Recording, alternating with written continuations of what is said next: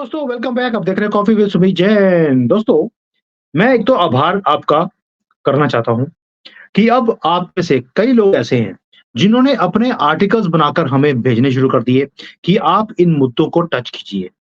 कल मेरे साथ एक बहुत ही अच्छे हिस्टोरियन हैं, वो आने वाले हैं, उनके साथ मेरी रिकॉर्डिंग है।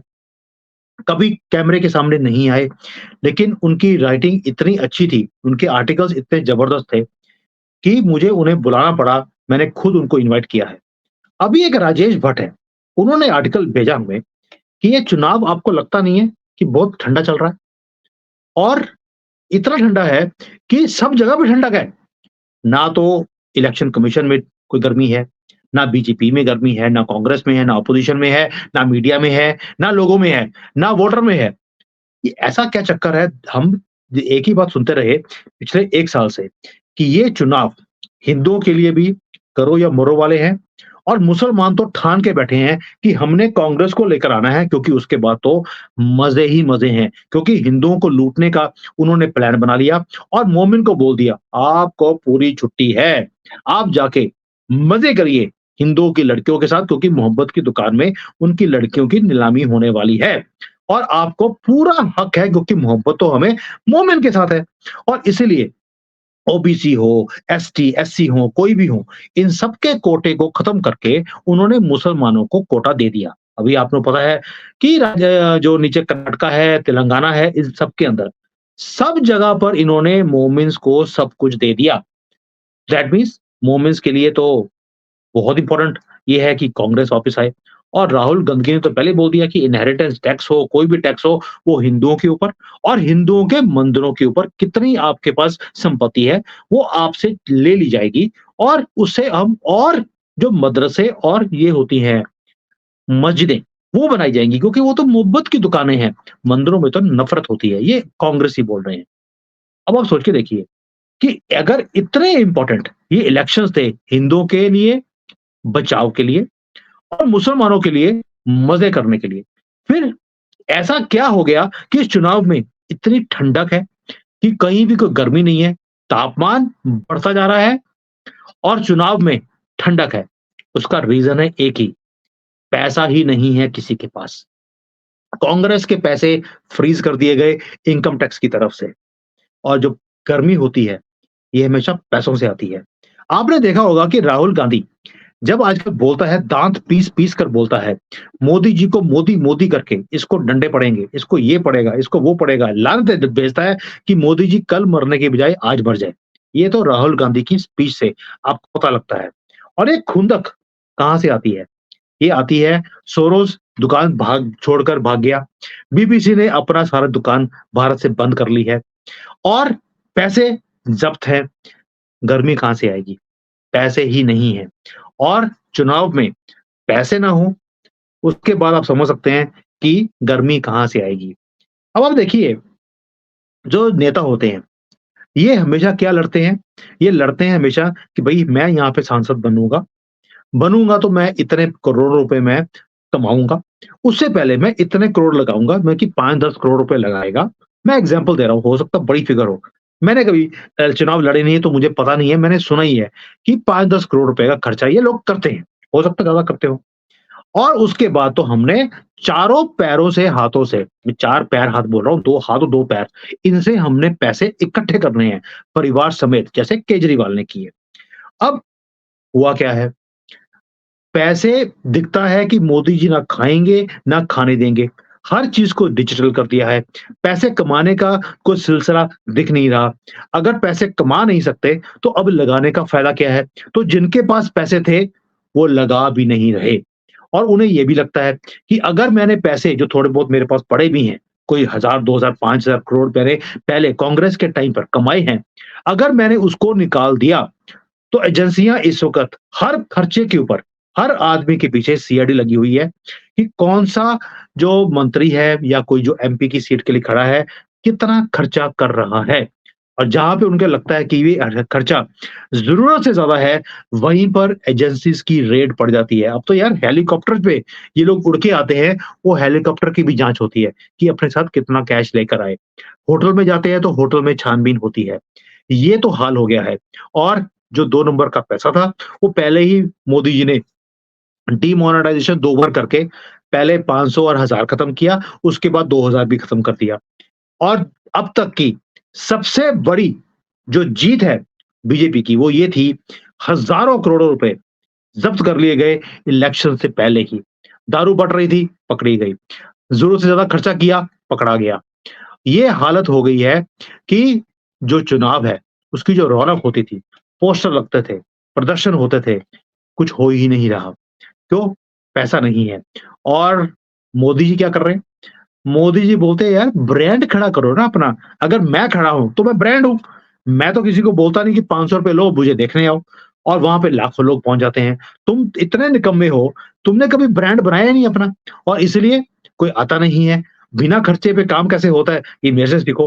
भई मोदी जी ने एक दिन शाम को कांग्रेस की एक मीटिंग होनी थी और उन्होंने प्रेस कॉन्फ्रेंस करनी थी 5 बजे। मोदी जी ने अनाउंस कर दिया कि मैं 4:30 बजे कोई बहुत बड़ा चीज़ आज बताने वाला हूँ। सारे प्रेस वाले लिब्रांडू जो थे, वो प्रेस क्लब से निकलकर वो मोदी जी के घर पहुँच गए। अब 4:30 बजे बोला था, तो ये बेचारे वहाँ से निकल गए। वहाँ वेट करते-करते 6 बजे मोदी जी आए और उन्होंने कोई जवाब नहीं दिया। उन्होंने एक ट्वीट कर दिया, आज की ब्रेकिंग न्यूज़, भारत ने सबसे आधुनिक मिसाइल का टेस्ट कर लिया है। काम खत्म।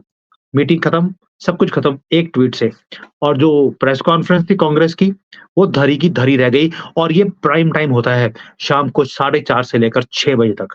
और जितने न्यूज़ चैनल थे, वो सभी एक ही बात बोल रहे थे, मोदी जी आज कौन-सी अनाउंसमेंट करने वाले हैं। वहाँ पर उन्होंने मोदी जी के पिछले 10 सालों में जो काम किए हुए थे, जो स्पीचेस करी थी, जो इंडिकेशंस दी थे, वो सारे गिना दिए। यानी कि बिना एक पैसा लिए 1.5 घंटा या 2 घंटे मोदी जी के गुणगानों की लिस्ट ये चाटुकार जितने भी लिब्रांडो हैं, ये कर रहे थे कि मोदी जी हो सकता है ये कर देंगे, हो सकता है वो कर देंगे।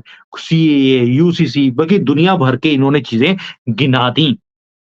अब आप देखिए, ये है मोदी जी जो ब्रांड है और दूसरी तरफ आपको याद होगा कि सप्पा का टाइम होता था, तब 100-100 फॉर्च्यूनर कार नोटों से भरी हुई आती थी और लोगों में बाँटी जाती थी। और आजकल एक छोटा-सा जो टेम्पो होता है ना, मारुति 800 मुझे मालूम नहीं है अभी भारत भारत में मारुति 800 आती है कि नहीं आती है? मारुति 800 भी उसकी डिक्की बड़ी छोटी होती थी। उतने पैसे लेकर भी कोई आता नहीं है। उसका रीज़न है कि जो भारत के बिज़नेसमैन हैं, उन्हें मालूम है, ये तो चले हुए कारतूस हैं, ये ऑपोज़िशन वाले, ये कांग्रेसी है। इनके ये मरे हुए घोड़े हैं, गधे सॉरी, घोड़े तो कभी थे ही नहीं। ये वो गधे हैं जिनके ऊपर पैसा लगाने का फ़ायदा नहीं है, ये रेस में हमारे पैसे खराब हो जाएँगे, वो भी पीछे हट गए हैं, ये इंडी-बिंडी अलायंस के दूर होना शुरू हो गए हैं, पैसे देने वाले भी। अब आप सोच के देखिए कि ये जो इंडी अलायंस वाले हैं, इनका भी भाग्य कैसा है? ना तो सपोर्टर है, ना मंत्री हैं, ना इनके पास पैसे हैं, ना पोस्टर लगाने की हिम्मत है। पोस्टर लगाते हैं तो लोग उसके ऊपर काले पेंट से कोई मूंछें बना देता है, कोई आँखें निकाल देता है। इनके पोस्टर्स का ये हाल होता है। और जहाँ पर पोस्टर इनके लगे होते हैं इंडी वालों के, वहाँ पर लोग जाके लिख देते हैं, आएगा तो मोदी ही। ये पोस्टर भी लगाएँ तो किस मुँह से लगाएँ? क्योंकि अपने ही पोस्टर के ऊपर काला जो पोतना लोग पोत देते हैं इनके चेहरे के ऊपर, वो देखने के बाद इनकी अपने ही शक्ल देखने का मन नहीं करता। अब दूसरी तरफ भाजपा का ये हाल है, उसका वोटर फिक्स है।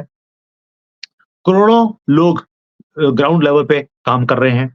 जनसंघ की सपोर्ट है और ये हालत है कि जो सपोर्टर है, वो सारे हैं कामकाज वाले। वो जैसे हम लोग हैं, हमने अपना काम बंद किया हुआ है कि अपनी गवर्नमेंट को वापस लेकर आना है, कोई बात नहीं 1 साल, 6 महीने, 1 साल अगर देश के लिए लगाना भी पड़ेगा, कोई फ़र्क नहीं है बिकॉज़ हम पैसा नहीं कमाते, हम खुद पैसा हैं। हम जहाँ खड़े होते हैं वहाँ पे पैसा कमा सकते हैं। ये हमें पता है अपने ऊपर विश्वास है। लेकिन जो कांग्रेस का वोटर है, वो कौन है? मोमिन, अनपढ़, जो सिर्फ़ गले काटकर कभी गाय का, कभी गधों का और कभी किसी और का। उसी से अपने ज़िंदगी को चलाता है, यानी है कि धोखेधाड़ी पे ही उसे ज़िंदगी चलानी होती है। उसकी ज़िंदगी चलती ही कांग्रेस की सपोर्ट से है। वो कोई धंधा नहीं करते। इसलिए हमारे जैसे लोग जैसे ही 4 जून को हमारी गवर्नमेंट 400 पार करके आएगी, हम उसके बाद अपने काम धंधों में लग जाएँगे। वो वो ना पहले काम करते थे, ना उसके बाद काम करने लायक रहेंगे।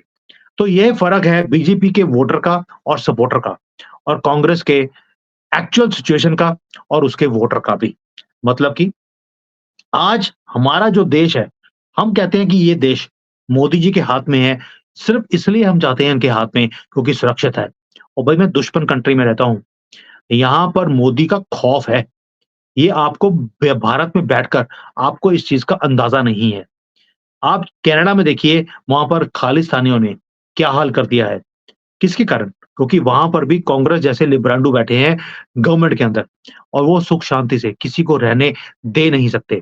और आप लोग भारत में बैठकर मोदी जी को गाली निकालते रहते हो और सिर्फ घर में बैठ के एसी के कमरे में गाली निकालते हो। बाहर जो चुनाव है उसकी गर्मी में आप गर्म ही नहीं हो रहे, ना ही गर्मी लेकर आ रहे हो। अब आप एक और चीज़ में देखी है कि जो मुद्दे हैं कांग्रेस के, क्या थे? अनएम्प्लॉयमेंट बहुत बढ़ गया है। अनएम्प्लॉयमेंट किसका बढ़ा? भई जब तक कर्नाटका नहीं जीता था, तब तक ये अनएम्प्लॉयमेंट का रोना रो रहे थे। जैसे ही कर्नाटका और हिमाचल जीत लिया, इनका वो नारा अनएम्प्लॉयमेंट का खत्म हो गया। तो उसके बाद एक डेटा भी आया कि भई सवा करोड़ एप्लीकेशंस माँगी गई जॉब्स के लिए, 80 लाख लोगों ने फॉर्म भरे, यानी कि 25 लाख लोग अभी भी कम हैं, नौकरियाँ ज़्यादा हैं, लोग भर नहीं रहे। तो नौकरी वाला काम था, फुस हो गया। दूसरा ये बोलते हैं कि महँगाई बहुत ज़्यादा है और अभी-अभी एक आंकड़ा आया है कि सारे प्रधानमंत्री जो अब तक भारत में हुए, उससे सबसे कम अगर महँगाई का दर है, तो वो मोदी जी के टाइम में हुआ है। इससे पहले महँगाई इतनी थी कि हम ये सोचते थे कि अपनी ज़िंदगी कैसे जिएँगे और ये लोग ये नहीं बताते कि अगर आज महँगाई दुगनी हो गई है, मनमोहन सिंह के टाइम पर अगर उस वक़्त प्याज ₹20 था, आज ₹40 है, वो ये नहीं बताते उस वक़्त जो सैलरी थी, वो अगर 5,000 थी, आज 15,000 या 20,000 हो गई है, एक ड्राइवर की भी। ये चीज़ें नहीं बताएँगे कि इनकम 4 गुना बढ़ी है, कीमतें दुगनी हुई हैं। ये ज़मीन-आसमान का फ़र्क है, लेकिन झूठे तो है ही हैं, चाटुकार हैं। आपको मालूम है कि कैसे ये सिर्फ़ गलत बातें बोलकर ये आपको बेवकूफ़ बना सकते हैं। इसलिए क्योंकि इनकी कोई भी पैंतरा चल नहीं रहा और राहुल गांधी जी ने बोला भी था कि यार ये मोदी जी कौन से मिट्टी के बने हैं। हम इतने तीर छोड़ते हैं इनके ऊपर 24 घंटे, लेकिन कोई भी तीर उनके लगता ही नहीं है। क्योंकि राहुल गांधी को सिर्फ रावण का पता है कि रावण के धुन्नी में तीर लगा था। उसे ये नहीं पता कि इनके ऊपर राम कृष्ण हो या हमारे महादेव सनातन का यानी कि कवच है, वो तीर लगेगा क्या तुम्हारा? तुम मोमिन्स का तीर कभी लग सकता है किसी इंसान को? तुम्हारा सिर्फ़ गधों के लिए है, तुम गधों के ऊपर ही प्रैक्टिस करते रहा करो। तो दोस्तों, पहले 2 चरण हो गए, चुनाव ठंडे रहे। अब मुझे लगता है ये ऐसे ही चलेगा क्योंकि जैसे-जैसे चुनाव बढ़ते जा रहे हैं, ऑपोज़िशन के लीडर एक-एक करके पर्चा भरते-भरते उनकी आत्मा जागती है, वहाँ पर पर्चे गलत भर देते हैं और इमीडिएटली आकर बीजेपी को जॉइन कर लेते हैं। क्यों? उन्हें भी पता है कि जो करंट है देश का, जो मूड है देश का, वो है मोदी जी के लिए और उन्हें भी दिखाई दे रहा है कि 4 जून को क्या होने वाला है। इसलिए वो भी ठंडे हैं, नोट भी ठंडे हैं, वोटर भी ठंडा है क्योंकि कोई माहौल ही नहीं है इलेक्शंस का। और जयशंकर जी ने कल एक स्टेटमेंट भी दिया कि अमेरिका वाले बोलते हैं कि यार तुम्हारे वहाँ पे इलेक्शंस में कोई गर्मी तो है ही नहीं। उन्होंने बोला हमारे यहाँ पर 48 डिग्री टेम्परेचर है। तुम्हारे तो इतना परफेक्ट टेम्परेचर होता है तब भी तुम्हारे 60% लोग वोटिंग करने नहीं आते।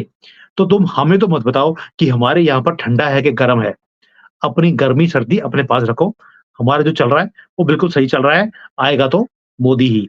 और इसी बात से जो तमाचा मारा है जयशंकर जी ने दोबारा से अमेरिका के चेहरे के ऊपर, आप समझ सकते हैं कि 2029 तक ये जो 5 उँगलियाँ अमेरिका के फेस के ऊपर, चेहरे के ऊपर छापी हैं, वो निकलने वाली नहीं है और ये अगर आप चाहते हो कि ये जो निशान डाला है जयशंकर जी ने, ये और गहरा पड़े अमेरिका जैसी कंट्री के ऊपर, 400 पार। जय Hind, Vande Mataram. Hi there. If you liked the video, please don't forget to smash the like button, subscribe to our channel, and activate the bell icon so that you receive all notifications whenever we upload a new video. Thanks for watching.